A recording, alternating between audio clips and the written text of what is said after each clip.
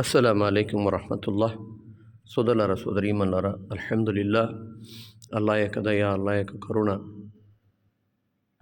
21వ తారీఖు 3వ నెల 2026వ సంవత్సరం చాలా సంతోషంగా జరిగినటువంటి ఈ రమదాన్ కేవలం రమదాన్ వరకే కాకుండా మన జీవితాలలో ఎల్లప్పుడూ ఈ రమదాన్లో చేసినటువంటి పుణ్యకార్యాలు గుర్తుంచుకొని జీవితం అంతా చేసే భాగ్యాన్ని ప్రసాదించుగాక.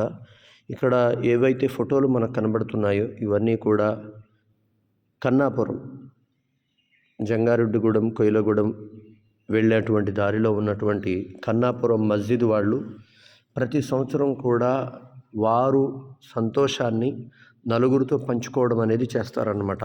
ఈ పని కులమతాలకు అతీతంగా ఎన్నో వందల మంది రోడ్డు మీద వెళ్తూ ఉంటే వారందరికీ కూడా పాయసం చేసి స్వయంగా వారి వరకు పట్టుకెళ్ళి ఇవ్వడం జరుగుతుంది. ఏది ఏమైనప్పటికీ పండగ అంటే కేవలం మనం ఆనందపడటం కాదు, మన ఆనందాన్ని కులమతాలకు అతీతంగా అందరితో పంచుకోవాలి. అందులోనే నిజమైన ఆనందం ఉంటుంది. అందులో భాగంగానే కన్నాపురంలో ఎన్నో సంవత్సరాలుగా వీరు తమ సంతోషాన్ని, ఆనందాన్ని, పండుగని అందరితో కలిపి జరుపుకుంటారు. అదేవిధంగా కొన్ని ఊర్లలో, కొన్ని ప్రదేశాలలో ఇలా చేస్తూ ఉంటారు. ఇలా చేయడంలోనే చాలా సంతోషం ఉంది. సోదరులారా సోదరీమణులారా, ఏది ఏమైనా ఈ రమజాన్ నెల మనకు నేర్పిన పాఠాలను మనం ఎప్పుడు కూడా మర్చిపోకూడదు. రమజాన్లో మనం ఎంతో నీతిగా, నిజాయితీగా, మన నోటి నుంచి అశ్లీలం యొక్క మాటలు కూడా రాకుండా, ఎవరిని కూడా దూషించే విధంగా మాట్లాడకుండా ఎంతో సహనంగా, ఓర్పుగా ఈ రమజాన్ నెల గడుపుతాం.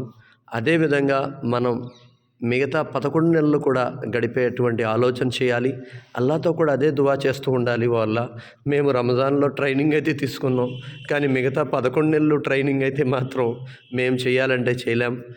ఆ ట్రైనింగ్లో నీవే మమ్మల్ని విజయవంతం అయ్యేటువంటి భాగ్యాన్ని మాకు ప్రసాదించు.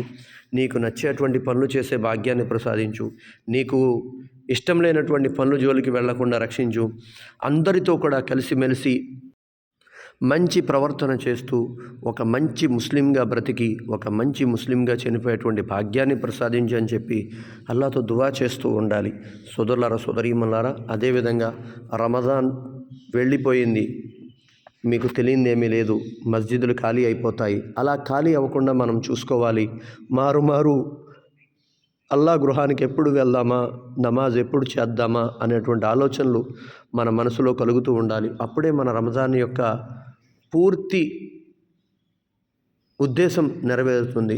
సోదరులారా సోదరీమణులారా, ఒకవేళ ఇలా గనక మనం చేయకుండా ఏదో రమజాన్ వరకు మనం నమాజులు చదివేసాం, రమజాన్ వరకు ఉపవాసాలు ఉన్నాం, తర్వాత చల్తే కే నామ్ గాడి బడితే కే నామ్ దాడి అన్నట్టు గనక మనం మన జీవితాన్ని గనక గడిపితే దాంట్లో ఎలాంటి ప్రయోజనం కూడా లేదు. ఎందుకంటే ఒక మంచి ముస్లిం కేవలం రంజాన్ వరకు మాత్రమే ఇస్లాంని పాటించడు, పూర్తి జీవితం అంతా కూడా ఇస్లాంని పాటించడానికి ప్రయత్నం చేస్తూ ఉంటాడు. అలా చేయటంలోనే మన జీవితం ఇహలోకంలో కూడా సాఫల్యం, పరలోకంలో కూడా సాఫల్యం. ఏది ఏమైనా ఆ రమదాన్ ముగిసిన తర్వాత ఒక చాలా పెద్ద పండుగ మళ్ళీ మన జీవితంలో వస్తుంది ఇన్షా అల్లా. అదే బక్రీద్.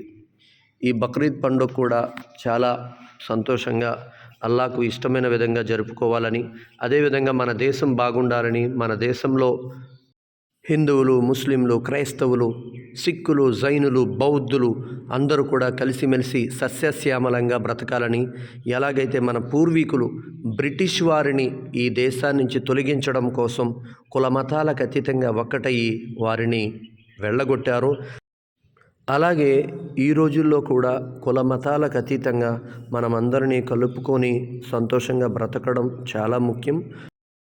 అప్పుడే మన దేశం ప్రశాంతంగా ఉంటుంది.